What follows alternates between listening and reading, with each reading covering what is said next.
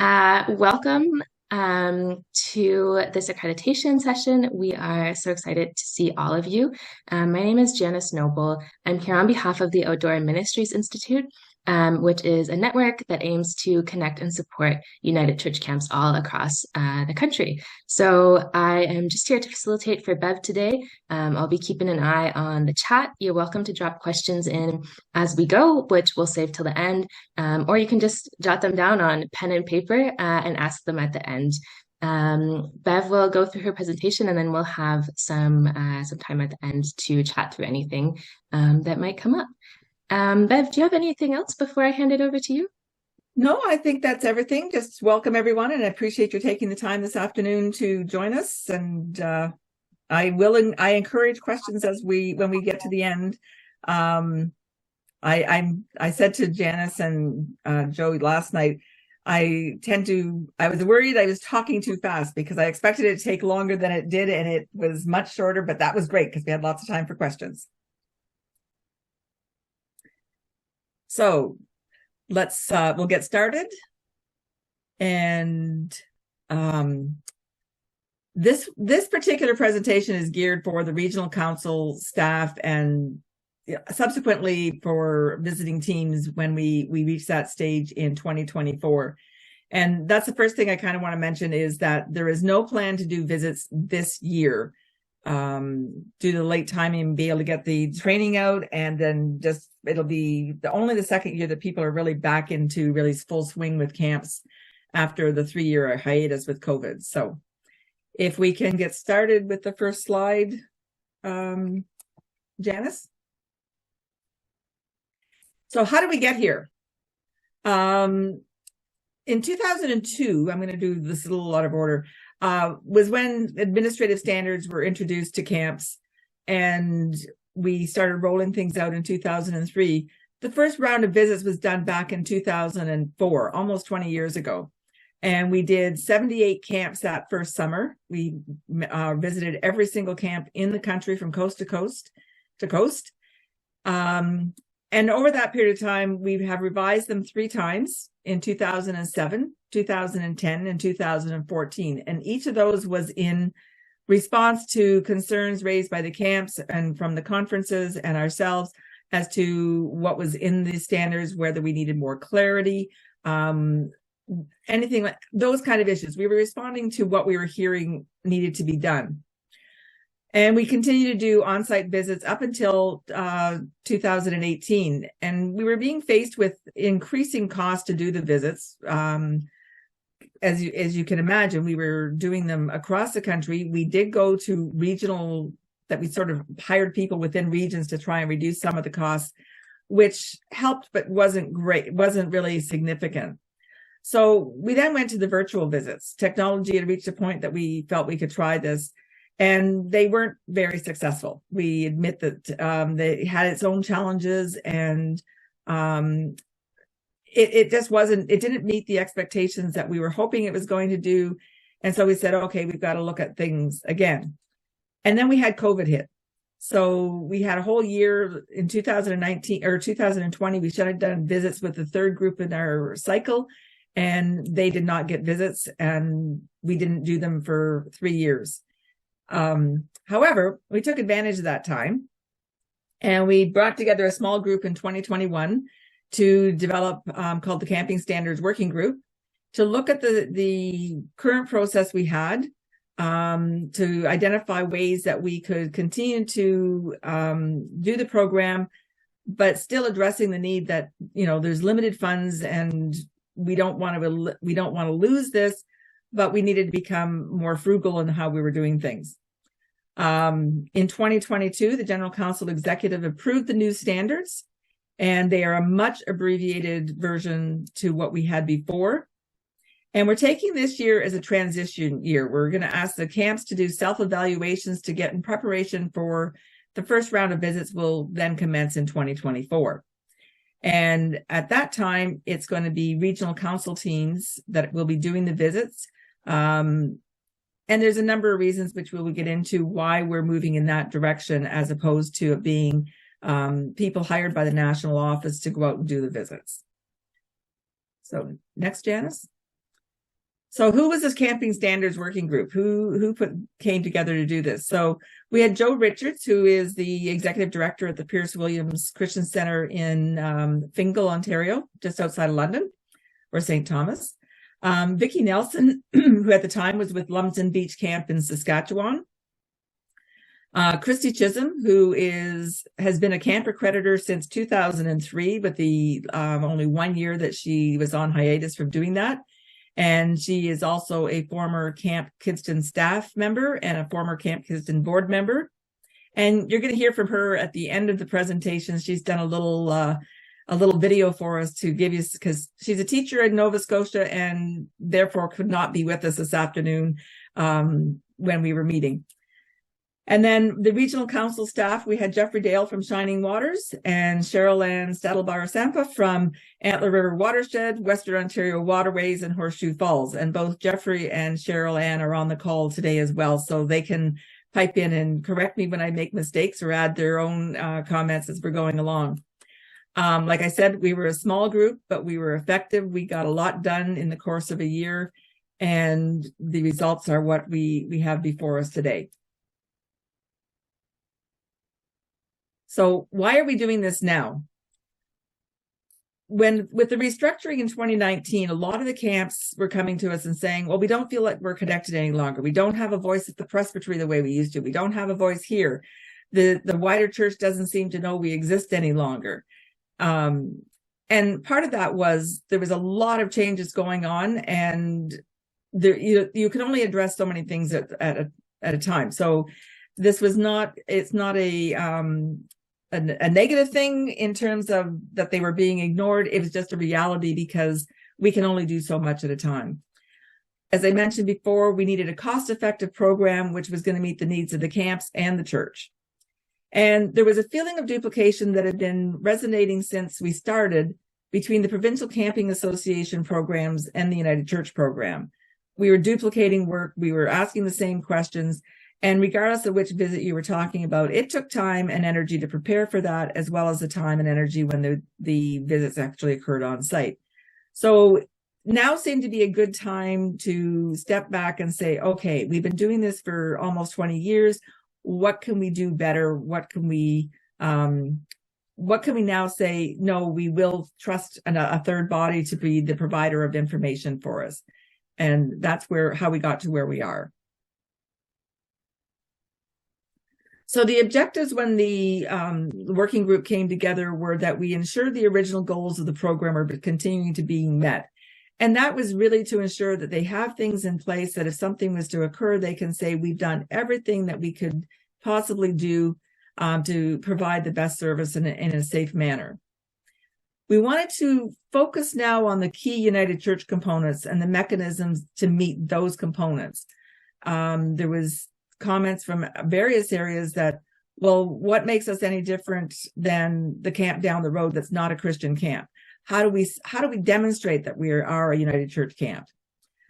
We wanted to utilize the Provincial Camping Association accreditation. They are the experts in this area, in many areas. So let's rely on those people the same way that we rely on, the Canadian Red Cross Society to tell us that we've got lifeguards that are qualified, or that we're doing the right things by going to the ropes course programs. And we wanted to ensure the connections were being maintained and nurtured between the camps and other levels of the church, as well as internationally. We have some things, the Outdoor Ministries Institute connects with people in the States as well as within our own camps. So we wanted to maintain those connections. And this is the one that responds to that.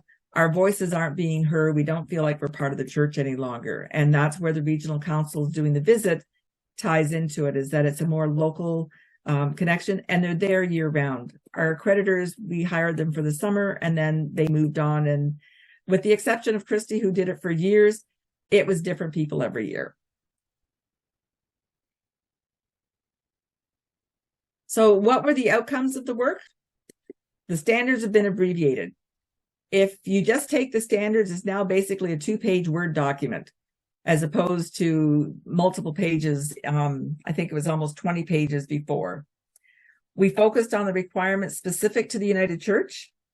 We're utilizing the Provincial Camping Association Accreditation Award and standing. We're asking the Regional Council to become responsible for the visits, including the completion of an actual site visit tool. And the General Council responsible for collecting the required reporting. So we're still doing the administrative side of things, tracking them down, reminding camps that it's time to get their annual reporting stuff in, following up. And we've just recently introduced the ability for camps to be able to post things through Church Hub the way that our local congregations have been doing for the last 3 years plus. So what's involved in the annual reporting?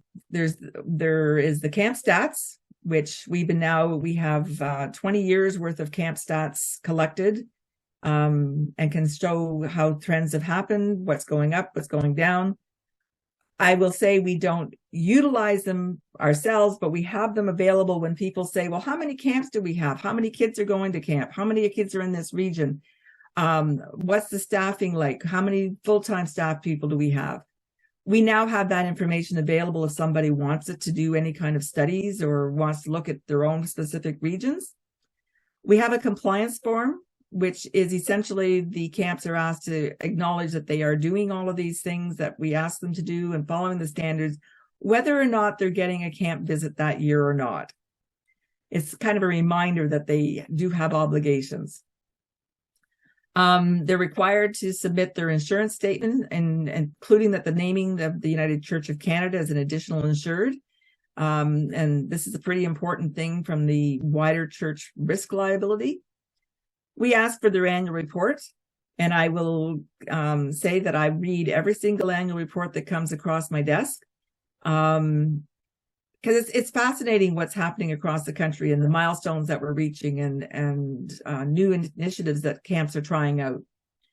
We ask for their financial statements, and we ask for a list of the board of directors with their contact information. All of this is required by corporations to submit to the regional councils to start with the exception of the camp stats and the compliance form.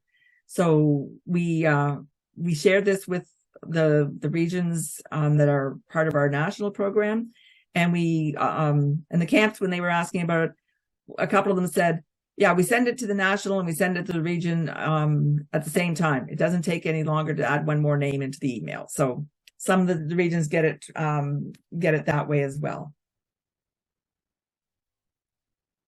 So the standards and the criteria fall into 7 categories, and we've listed them here. So the Provincial Camping Association, the mission statement and theological values, which is really the core United Church presence standards, governance and accountability, which has to do with what are the boards responsible to do, record keeping and record retention, a reminder that there's certain things they should keep forever and other things that there's legislation that says you must keep it for this long. Leadership training in the staff manual. What are we giving to our people that are coming in and looking after these young people over the summer? Health and safety requirements and leadership standards for offsite activities and adventure camping where it applies to a specific camp. Not every camp offers that programming. So what are the elements that make up the standards? All the standards are mandatory. Prior to this, the standards were divided between mandatory and desirable. You had to achieve 100% of the mandatory, and I think it was 90% of the desirable to be fully accredited. We have reduced the number of standards, so we're also saying all of them are mandatory now. The components that we use to evaluate if a standard has been met is documentation, visitor observation during a site visit.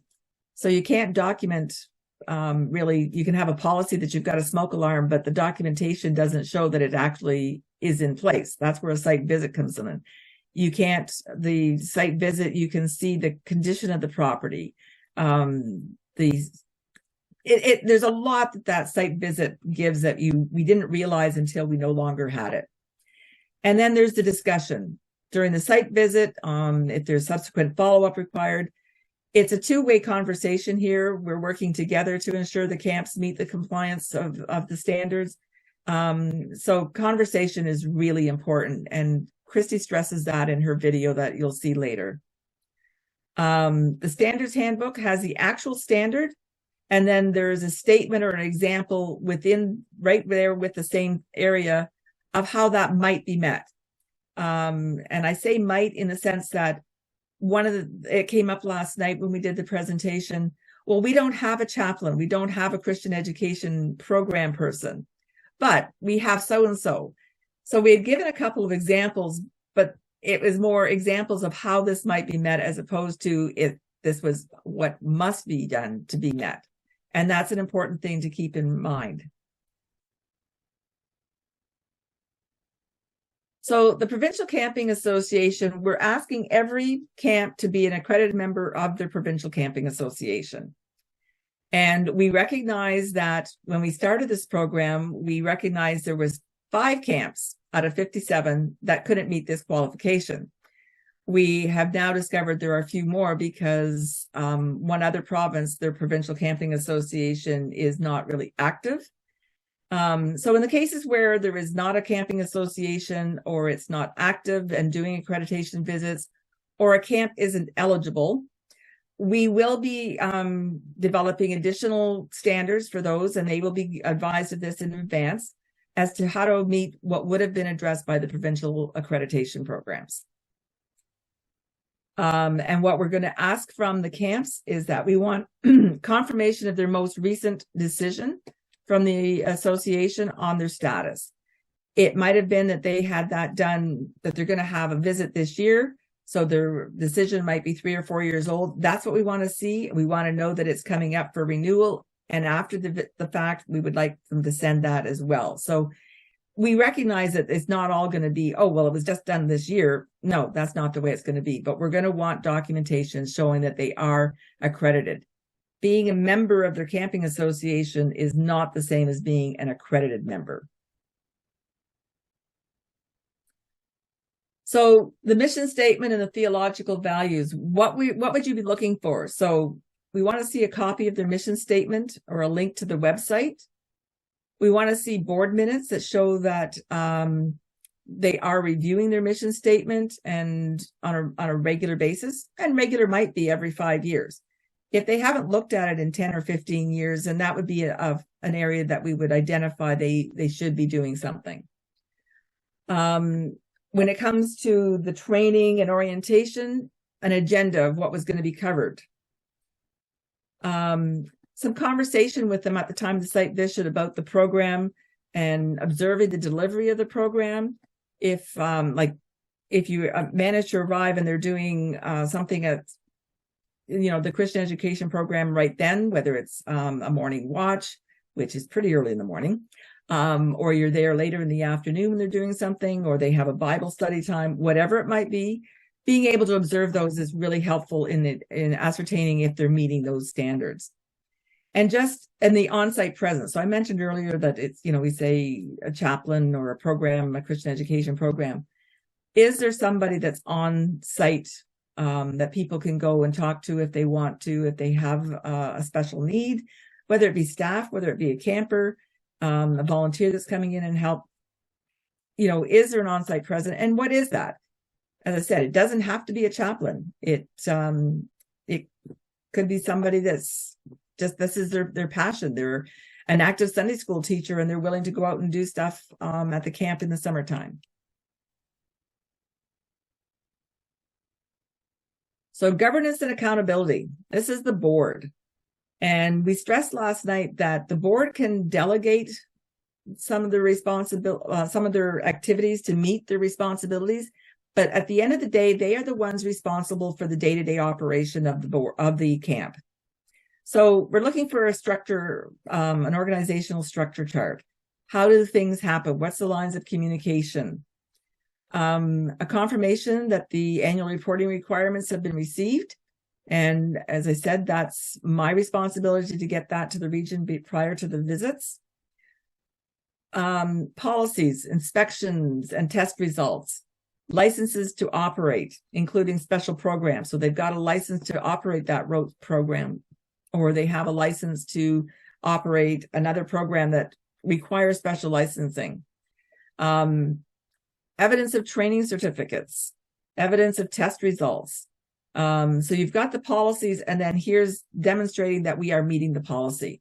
So this would be things that your lifeguards are qualified lifeguards within the region, or that you've had your inspections. One of the things we've found over the years is that it's very difficult sometimes to get a health inspector out to a camp to do an actual inspection. So what we have said in the past is be able to demonstrate that you've asked and that you have been told they won't be making it, or whatever the response might be. But at least you've made every effort to do that. So you're looking for the evidence. Record keeping and record retention. We've learned over the years that it's our responsibility to show that we have the insurance policy. Can't just show that we paid for our insurance. You have to have the actual policy. And my own experience in terms of my homeowner's policy, it doesn't change. It's the same 50 pages or whatever. So as long as you've got the most, like you have a recent copy and you have evidence that you've had insurance, is what we're looking for in that. And I emphasize insurance because it's the one that is one of the most important. But what you'll be looking for as a team going out and looking at the standards is, what is the record retention policy or schedule that outlines the requirements? Have they even got one? Do they know they need to be keeping things for a certain year? And then confirmation of how records are kept. If they're kept on site, who has access to them? Obviously some it's public knowledge, so it's not an issue. If it's medical records, if it's staff records, only the people that need to know should have access to those. So how are they being maintained? And if they're off-site, who has access to them? And where are they accessed? We've heard stories where they've been in the secretary's home for the 50 years that person was secretary. That person passes away, and then nobody wants to ask the family for the records, and yet we still need them. So them being in somebody's house has its advantages. It also has its disadvantages. And we encourage them to find if that's the situation. If they can't keep them at camp, is there a local congregation that's willing to give them a filing cabinet in the back room where they could keep them? So leadership training and the staff manual. You want evidence that there's actually pre-camp training sessions that have occurred. As I said before, having an agenda, having some kind of attendance confirmation. If they're doing things virtually, how are they confirming that people are actually attending and participating in that training? Evidence that the camp directors have participated in the training sessions. So whether it's part of the agenda, whether there's a presentation that they give each year, something that shows that the directors are on site or participating in some way in the training. And then where's the staff manual? Who gets a copy of it? Is it available electronically, or is it only, hard copies sitting in various rooms at camp? Do they get it beforehand? And again, the training agenda. So again, we're looking for the hard stuff, the documents, the actual evidence, as opposed to just somebody said, oh yeah, we did staff training on such and such a day. No, that doesn't meet the standard. How do you confirm that? Health and safety. Again, we're looking for documentation that in the committee minutes that policies have been reviewed and revised to meet the changing legislation that might be happening. I'm sure everybody now has something in I'm hoping that everyone has something in their policy manuals about how to deal with situations similar to the pandemic. What happens if you have an outbreak under these circumstances? What are your precautions that you're taking? And then discussion of how the medical needs of campers and staff are addressed. Every camp has a different scenario in terms of how far they are from medical facilities. I recall visiting one in Newfoundland a number of years ago, And you could literally look across the little lake and see the medical center from the camp. So they didn't really have a lot of camp medical things at camp. Their policy was, if something happens, we take them to the medical center across the bay. And they called it the bay. It wasn't as big as that. So, but how are they addressed? How is the camper who has an allergy or another medical condition that needs to be addressed while they're at camp? How is that addressed before they get to camp, while they're at camp, and post camp? And, what are their policies regarding the medications? Who gets to keep their medication and who has to turn it into the nurse? So leadership standards and offsite activities and adventure camping. I wanted to talk about the definition here because not everybody needs to have these. But an adventure camping is anything that happens in or through remote, isolated areas and away from communities or established camps.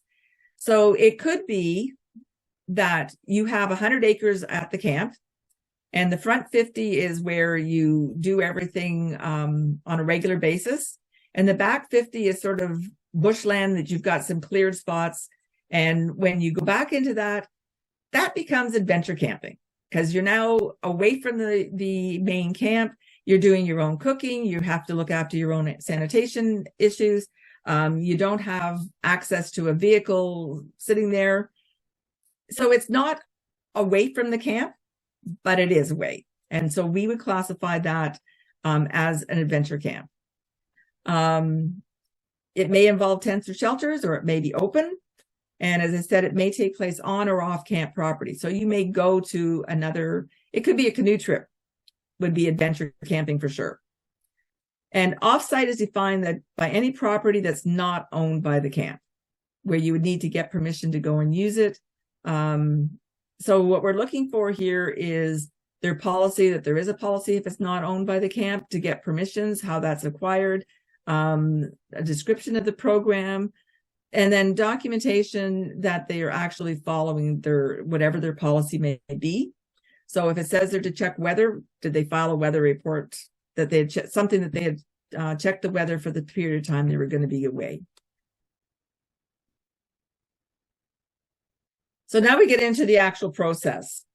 So what we have proposed is that each regional council will identify a person or team that are going to visit the camps within the region. And we leave this decision to the regional council, whatever's going to work best in their scenario. We're not going to say, well, it has to be the camp person or it has to be the executive minister and one volunteer. We're saying you decide what's going to work for you, and we will work with you to make sure that you've got whatever is needed to have those individuals equipped to actually do the work at the time. As I've said here, we will provide training. So this is sort of an introductory one, but we are recording this so that you can use it as you get teams together. And if we need to do this again next year, we're prepared to do that. You will do a site visit tool, and the site visit tool hasn't officially been completed yet. I'll speak to that in a minute. But there's a site visit tool that you will use to complete the questions when you're on the visit on site. Visits are typically on a 3-year schedule that we've had in the past. Again, if in your region there's only 3 camps that need to be visited and you feel that you want to do it all in 1 year, that is your choice. We're saying that there's a 3-year schedule, and if you've got 10 camps, that gives you 3.3 per year. So obviously when you're going to do 4. There is one group of camps that haven't been now visited in 4 years. They should have been visited in 2020, and due to COVID, they didn't. So that would be the group that we will recommend to the regions they want to put as their first group to go out and visit. So it's been the longest since we've been in touch with them. And the coordinating of the visits will be left with the regional council. And however you, again, choose to do that, whether you put your team together and that team contacts the camps directly, but we will not be trying to schedule the visits. And it needs to be at a mutually agreed time with the camps and while they're in session.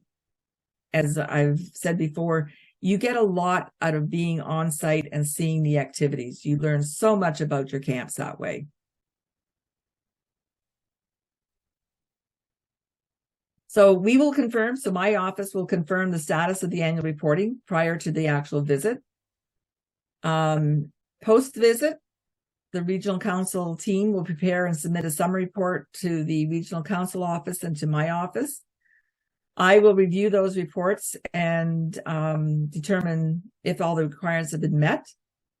And if necessary, I'll follow up with the team if I have questions. If the camp hasn't met all the requirements, they will be advised of that and given a timeline in which to, if it's a matter of they haven't got a report or they couldn't find the documentation, they will be given a timeline to meet that requirement. And then if they failure to meet all the standards may result in further action being taken, including a visit the next year. Nothing will be, it won't be like, okay, you didn't meet the requirements, you're done. It's very much, we work with them to make sure and this is what we've done for the last 20 years, we work with them to make sure that the requirements are being met. I'm just going to flip screens here while you speak, Bev. So, as I said, Christy is an individual who has done visits for us since 2004, with the exception of 1 year. She has a great camping background, which she speaks about in the in her video. But I think she gives you some good things to think about and consider as we move forward with this and as we look at people for the teams that will do the visits in the future. Perfect. Here we go. Hi, my name is Krista.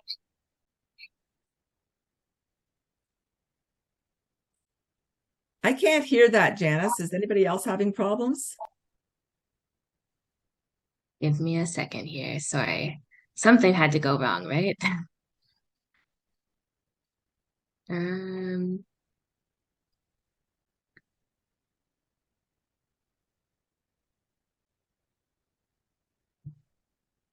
I didn't have my audio shared. Apologies. Let's try this again.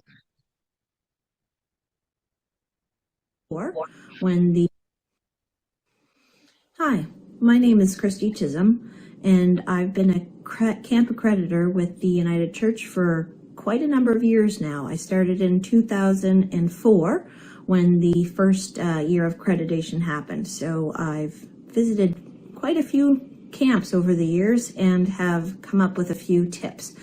So I've been asked to share a few things with you that I learned about on-site visits and what really helped in aiding me go through the process with camps. I think for me, the most important thing I ever did was do a tour of the camp with the people I was visiting. I found through the tour, it allowed the people I was visiting to become more relaxed. One of the things I found is even if a camp had been through the accreditation process before, often the people I would meet the day I would show up were people who A, were volunteers, B, were not a part of the first accreditation process, and C, a little bit hesitant about what the whole process was. So I found through the tour of the camp, it really set them at ease. It also gave them a chance to tell me about their camp and to basically show it off. Every one of us who's ever been involved in camp have pride in the place that we call our camp home. So this was a real chance for us to talk about the camp, about the history of the camp, all those special things that people want to relay to other people that have never been there before. And I thought that was a really great way to put them at ease. The second fold portion of that whole process of going around the camp and seeing a tour of the place was it actually answered a whole lot of the questions that I was going to be asking later when we sat down and went through the accreditation process.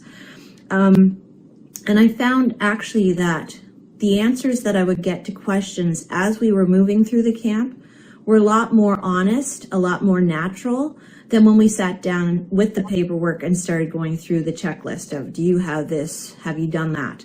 Again, because it was a much more relaxed sort of atmosphere, people were not nervous, I guess, about answering a question.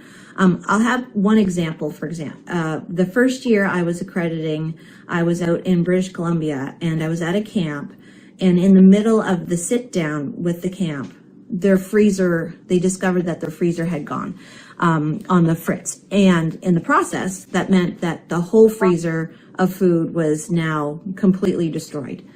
And they were absolutely embarrassed that I was there when that happened.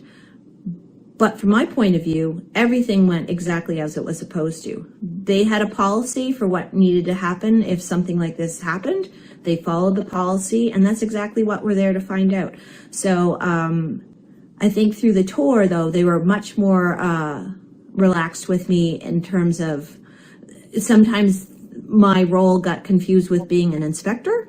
And so that tour bit really kind of laid the foundation for the rest of our visit. So that would be one really important thing that I would mention about accreditation. I found the tour of the camp to be to me, it became the most important portion of the whole visit. You know, as you walk through the camp, there are things that you can see. You know, you can tell just from walking through the camp if maintenance is happening. You can tell by walking through the camp if, for example, back then, you know, we had to check to see if there were smoke detectors in all the cabins. So that was easy enough to check off the list as you went through. You know, you can see some of the policies that are written down in actual action. So those were huge things for me as I went through the tour. So number one, as a former accreditor that went to all these visitations, that would be my number one.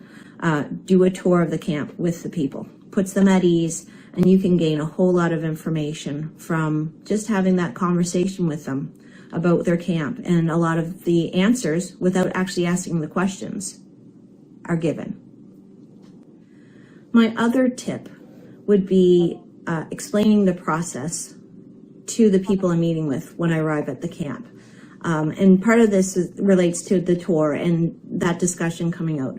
But was always really important to me to explain what the whole process was and sort of what my purpose was being there. Often, especially when we get into written policies, camps often were missing a few written policies.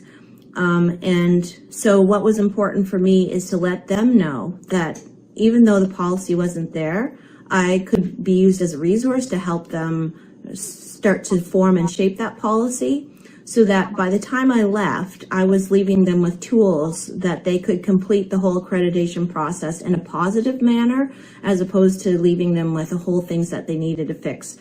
And you know, it being sort of an overwhelming thing once I've left. So that was really important to me, is that while I was there to actually check to see how the accreditation process has played out at their camp, if there were areas of concern, that before I left, those were not areas that were going to keep them from being accredited, because I'd left them with the tools to put together the policies or to get the information that they needed to send in ready to go with more clarity, so that when I left there, that they knew that there may be a few things they had to work on, but that they had a pathway to getting them done in an easy and efficient manner. So those are the two big tips that I would like to relay to people who are going out to do the accreditation process for the first time. I think the biggest thing for me is that camp is such an important part of you know, my growing up. I was a camp kid, I was a camp counselor, I was on the board, I volunteered, I ran the CIT program, and then I became a camp accreditor. So camp is a very big deal for me. So I love the fact that we're continuing to support camps, but I think the important thing to also remember is that camps geographically are spread apart, and sometimes that can be very isolating from the rest of the whole church body. So part of the accreditation process, I feel, is keeping that connection alive so that the camp knows that they are supported by the greater church body, and that they are a vital part of it, there's so many youth that come through our camps that may have the only experience of church may be at a church camp, a United Church camp. So that's sort of the big thing also I always try to keep at the back of my mind when I go and do this accreditation process is the important role that camps play for us in the church today. And so that's probably the last thing I think I want to leave you with right now. It's a little tough coming up with the tips and things unless people are asking me questions, but hopefully they'll give you a little bit of an insight into what a visit can look like and what can be helpful, I guess, in the process of the visit. So thanks very much. And if there are questions, I'm sure through Bev that we can have questions sent my way and I can try to answer them. Great. Thanks for your time. Bye. Hi.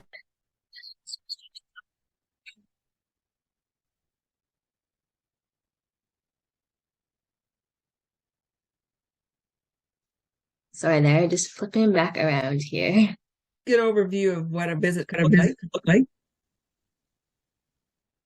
And the other thing I think that's important is if you do have questions that I can't answer or that are more specifically, Christy has also offered to, send them to me and I'll get them to her and she'll respond with answers as well.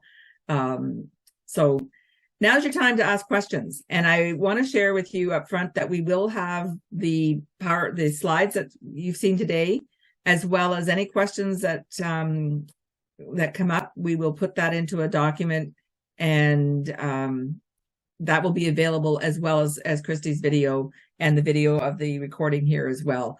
So you'll have all of that information available to you. It'll take me a couple of weeks to get it all put together because I want to do it all at once, but it will be available for you to have access to later. And it'll be through there'll be a link standards, the standards page on the United Church website.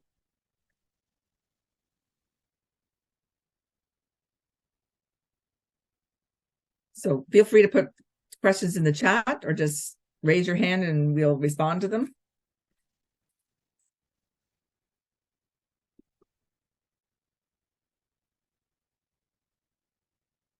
Kathy, unmute and go ahead.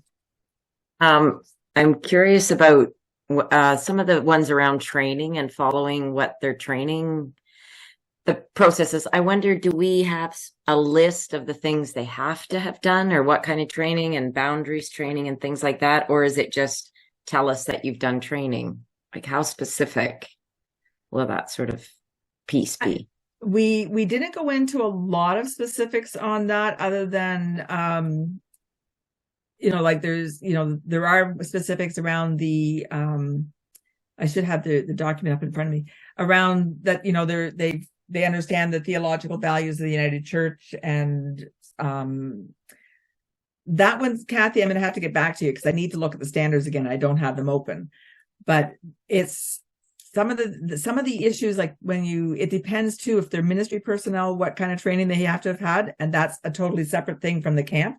It's what the United Church requires, but there are some specifics. And I think that's part of the conversation as well, is if the region is seeing that they're not doing certain things on healthy boundaries, like, what's appropriate touch, inappropriate touch, or if they don't know that they have to report if somebody confesses that they've been abused. If there's no indication that that's being covered, then those would be flags that we'd want to raise. But I'm going to record that one and I'll get back to you more specifically after I've read the standards again. Yeah. And just, the other things that our churches really hold as values too, like anti-racist work and gender inclusivity and things like that. Like, I don't know. I do get asked about that. Is there some policy that we have to do that? Or is there some places that would help us do that? So I just wonder if it's going to be that specific. And that's one where I think the United Church, we talk about the values of the United Church. That would be something where, yes, you'd be looking for specific things that they are touching on the elements of the United Church that are essential and important to us.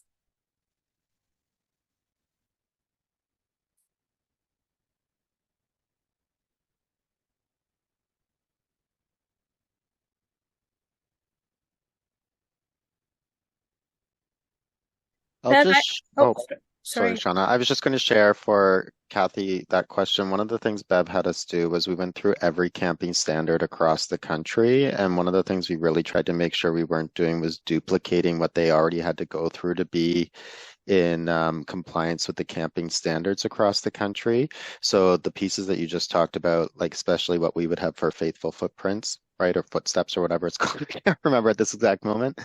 Um, those things already exist within all of the camping standards across the country. So, because Bev, one of the things, and Bev's information is amazing. One of the things that she heard a great deal was that 20-page document, we were duplicating a lot of what the camping standards already had across the country, and we were trying to streamline it a bit more. But I just want to make that sort of point because, yeah.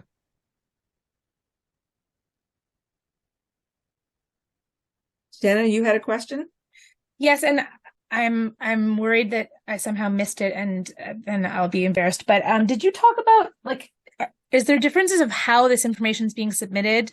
The whole connection with Church Hub, is that something that you talked about today, or I touched on it briefly, Shannon, and what we're doing is where before, so some of the documentation we don't necessarily, like it's not necessarily that we get a hard copy of it or a copy of it necessarily. The annual reporting is all going to be done through Church Hub.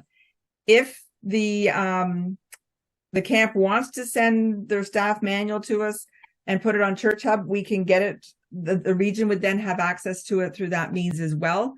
It's just however the camp feels is what they want to provide ahead of time in preparation, or what the region is asking for in preparation, but we can do it through Church Hub and make sure that the regions, they all will have access to that information. okay. And I have Lindsay next with her hand up. Yeah, my question is kind of based on a concern I have, and that's that we've spent the last couple of years trying really hard to build relationships with the camp back up after the transition into regional councils, and to kind of position ourselves as a supportive advocate for them. And I'm concerned about how this new responsibility of taking on the accreditation process will impact that. Kind of the same way that in the past, one of our concerns with presbytery being a both support and oversight of clergy, and then they moved to the Office of Vocation to address that. I'm just wondering if you have kind of suggestions or if you've considered how we can fill both of those roles so that we're not showing up and them being worried that we're inspecting or, kind of getting down on how they're doing.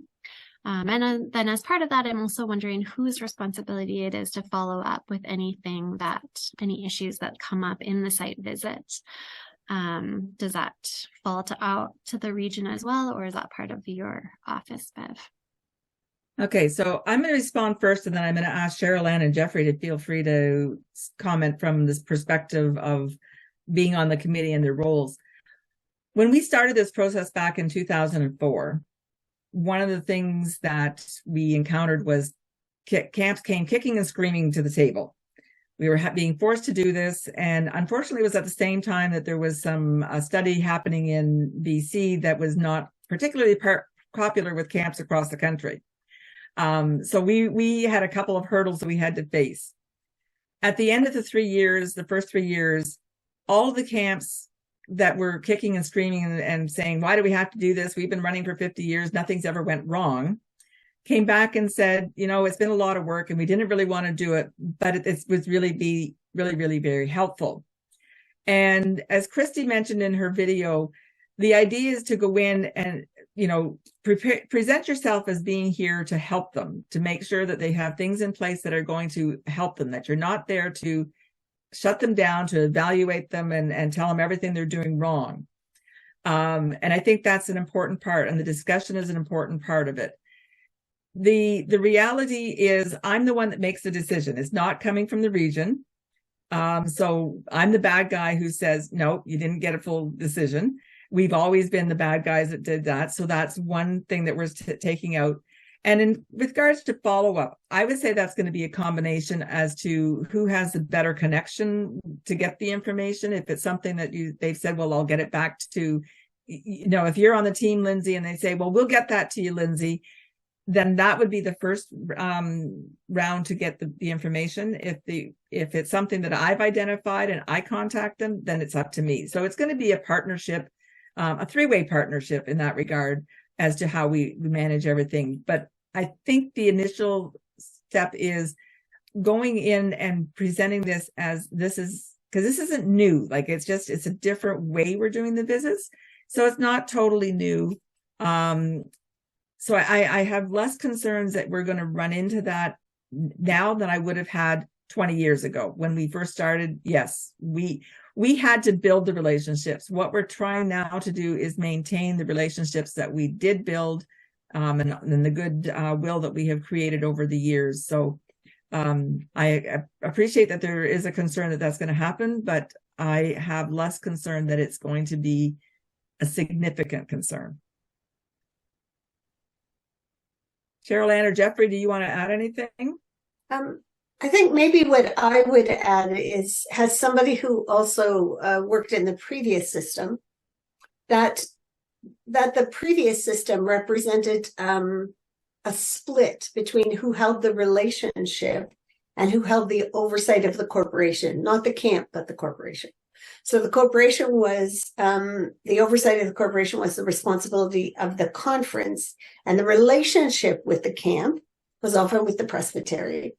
And I think that in my experience at that time, that only created a lot of confusion.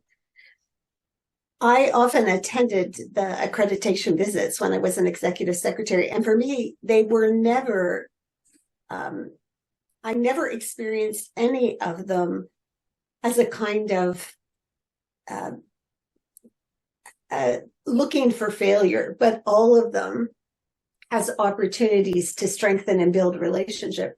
And I think what we have in the new structure is that the relationship and the oversight are held in the same place.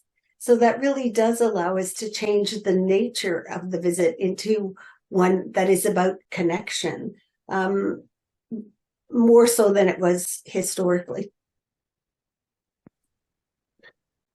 And I would just say, Lindsay, as somebody in the same position that you're in, being this person, I think it gives us a chance for accountability back and forth with the camps, right? Their sort of accountability within whatever it looks like within the structure, but also our accountability to them as staff, because I know in my two regional councils, and I've heard this from other folks, to me, the camp is actually our largest faith formation activity for youth and young adults, right? So I see these accreditations, and when you see the accreditation paper, it might help see that. I see these less as anything sort of us going in without sort of a goodwill intention, instead of us going in and going, where can we build this relationship better and more healthy between the two of us as well? Because what you're doing is one of the most vital forms of faith formation in our regional council.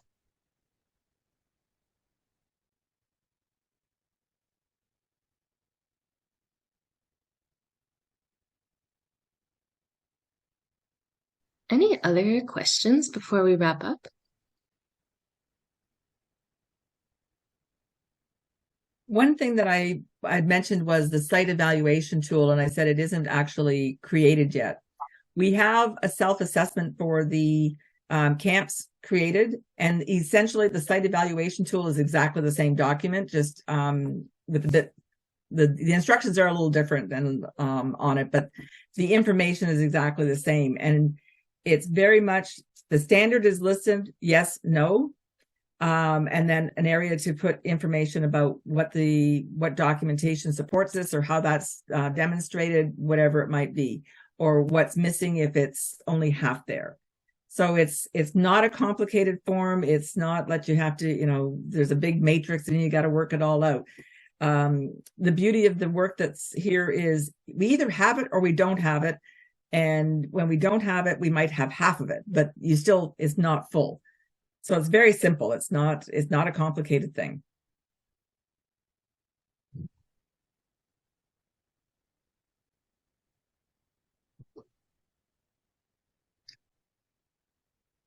If we don't If you have questions that you haven't thought of right now, or you think of later, or when you go back and look at the standards, you've got something, or if there's something you wanted to ask Christy, had she been able to be here in person, feel free to fire them off to me. You all have my email address, and I'm more than happy to respond to them.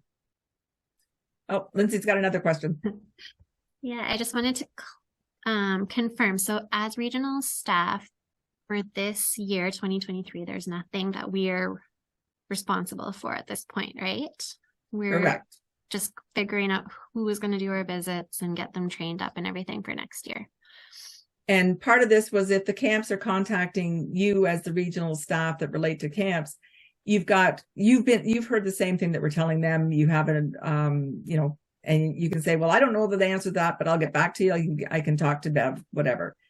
It's really, we don't want to be telling the camp something and not telling the regions at the same time, or that we're trying to hide anything. That's not the intent whatsoever. So we just need to encourage them to get their church hub set up and their self-evaluation and that stuff. Yeah. And the self-evaluation is for their purposes. They don't need to, like, if you want it, that's great, but they don't need to send it to me. They don't need to send it to anybody at this time. It's really for them to sit back and say, okay, here's what we got to do. This is the standard. Oh, this is how we're going to fill that, and actually record that. So next year, they're not, if they happen to be one of the camps that's being visited, they aren't stressing, oh, we got all this work to do. We're saying to them, take this year, take the fall when your things have calmed down, live through them through the summer, and then sort of sit down and do it.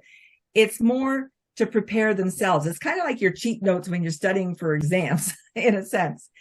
So we don't want to see that stuff. I don't need to see that. If they want to post it to us, fine, but I don't need to see it.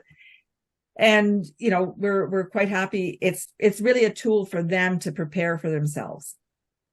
Gotcha. So Bev, I wonder, sorry, what do they need to send you for this year on church? The only thing that we're going to, and I'll be sending them an email asking them to send me, their certificate of current accreditation status with their Provincial Camping Association where they can. And I keep looking at Shanna because I know she's one of the ones that can't do that. I didn't want to ask that question because it was like too specific, but I am glad to know that I am one of the exceptions. Yeah, we know you're an exception there, Shanna. So we'll be working on that one. Thank you. And Bev, can I check with you just about? I did realize they were putting their information on Church Hub. Until today, I hadn't thought about how do the rest of us access that, because that is not necessarily available to us. Okay, so the information that they're posting it through Church Hub, Cheryl Ann. But it's the same as if you were going to look at a file already on the SharePoint library for the incorporations files, because that's where it's going to be housed. I wasn't too worried. Oh, so I assumed that we had our files there because we were in contract with you, but other people have their files there too. We have, everybody has files there, and perfect. The regions, so Eric Hebert and Faith, we may need to give them higher permissions because I can't remember what we did if they weren't part of the system. But we can easily get that set up. There's no reason why they can't have access to any of the corporate files. We just don't do the other work that we do for you guys. And I did have one more question, and it ties in with what Lindsay wrote in the chat. I think it'd be helpful to know who's on your slate for a visit. And it also might be helpful. I'd encourage everybody to think about who do you have that you believe needs a visit. So, for example, Kathy and I serve the same camping ministries.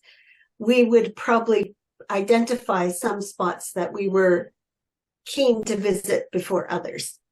And my plan, Cheryl Ann, with that was once we get through these, is to send out to each of the executive ministers and the camp staff, like so all of you folks, send them out. Here's where we left off. And here's the rotation that it would move forward in. So whoever was supposed to get a visit in 2020 would be listed. And then who got a visit in 2018 would be the next group. And then 2019 would be the third group. From there, you can figure out, like, if there's somebody that, no, we really got to get this one because we've had problems in the last 3 years. it's up to you, but I will send out the recommended schedule, and what I will rely on each of the regions then is to tell me who they're going to visit each year, so I know who to expect to get stuff from.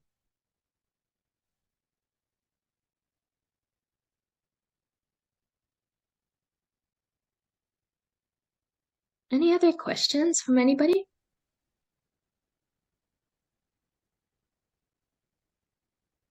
Fantastic. Well, thank you so much, Bev. And just before we go, I'm going to put a quick shameless plug in here for OMI. If you haven't heard of OMI, it stands for the Outdoor Ministries Institute. We were chatting a bit about it at the start. We are a network that exists to support camps, United Church camps all across the country. So if you work in a role where you support United Church camps, or you know United Church camp volunteers, board members, staff, feel free to share this information with them. One of the primary things we do is we host a monthly Zoom call. It's the third Monday night of every month at 7:30 p.m. EST. And every month has a different topic. Sometimes we have guest speakers come in. Other times we just have open calls where you can connect with other camps across the country. I'm going to drop a link. Thanks, Kathy, for the comment. I'm going to drop a link in that has the link to register. Next Monday coming up, we have Vicki Nelson, who actually also served on the accreditation committee, who will be chatting about donor stewardship. In the past few months, we've had guest speakers cover everything from how to write staff contracts to how to plan for board succession, to how to meet today's youth and today's staff at where they're at. A ton of topics. It changes every year based on feedback and what people want to see. Again, anyone who supports United Church Camp, whether you're a regional staff, whether you're a volunteer, a board member, or a camp staff, are welcome. So that is my shameless plug. We'd love to have you join us or share it with the camps that you work with, because it is an invaluable and free resource, which we all love as nonprofits. That's everything. Unless Bev, you have anything else before we wrap up, but thank you so much for joining us today. Thank you for taking the time to join us today. And again, if you have any questions, either for myself or for, that you think Christy might be able to address, please feel free to fire them off to us. Awesome. See you later. Thank you very much. Thank you.